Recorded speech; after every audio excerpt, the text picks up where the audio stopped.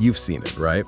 If you spend any time online, it's everywhere. The perfect 5 a.m. morning routine, the cold plunge, the journaling, the green smoothie, all before the sun has even thought about coming up.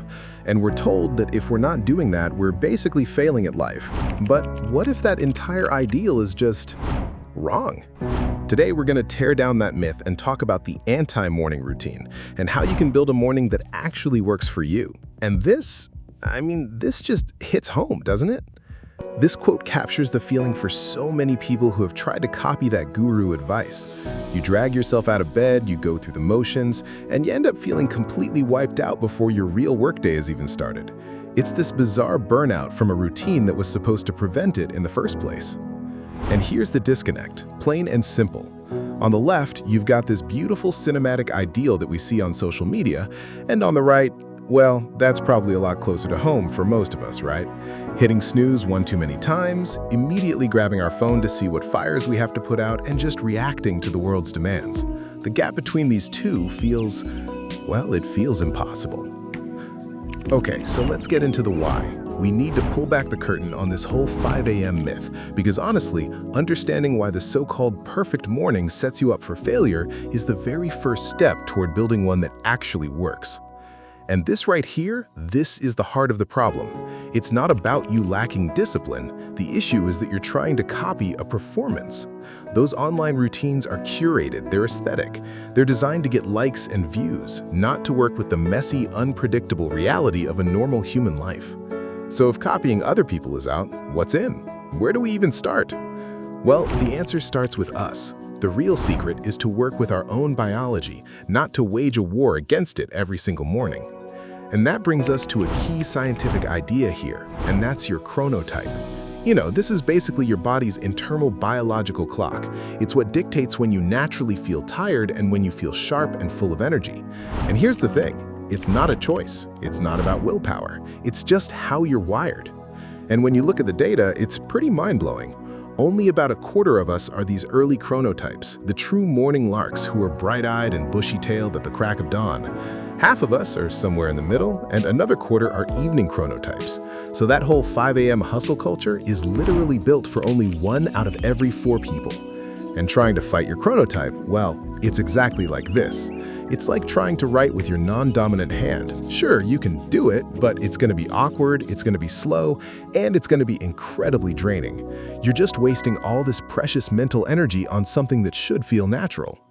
So what's the alternative? Is it just chaos? No way. The alternative is a flexible framework. It's built on 4 simple, powerful pillars. And we're not talking about a new set of rigid rules to follow. These are intentional principles to guide you. Let's break down what each of these actually means. Pillar 1 is, I think, the most important. It's non-negotiable. See, when you first wake up, your brain is in this really suggestible, kind of porous state. It's like a sponge. And if the first thing you do is soak it in social media drama, stressful news, and work emails, you're basically mainlining anxiety and distraction for breakfast. Protecting that first hour lets your brain wake up calmly and focus on your day, not everyone else's. Now for pillar 2, instead of a giant to-do list of morning stuff, you just ask yourself this one simple, powerful question. Figure out your single most important task for the day. Maybe do it the night before, and then you get to work on that right after your phone-free hour is up. And here's why this is so effective. Your willpower is like a battery. It's fully charged when you wake up. By tackling your most important task first, you are spending your best energy on your biggest priority. You guarantee that you move the needle on what actually matters, long before the chaos and distractions of the day can derail you. You literally win the day before it really gets started.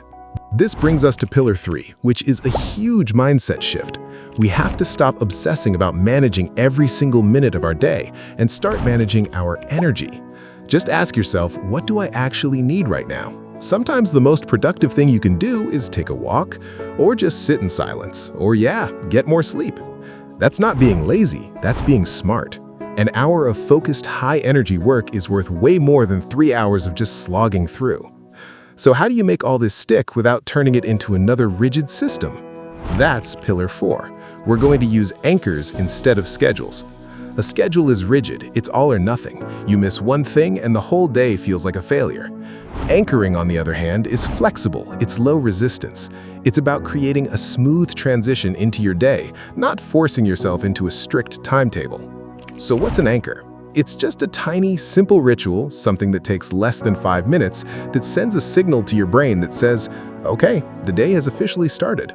It could be making your bed, it could be doing a few simple stretches, it could just be the act of making a cup of coffee, but doing it slowly and intentionally.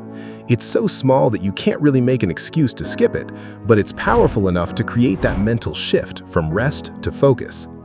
So as we start to wrap this up, the big takeaway here is that this is all about designing your morning your way.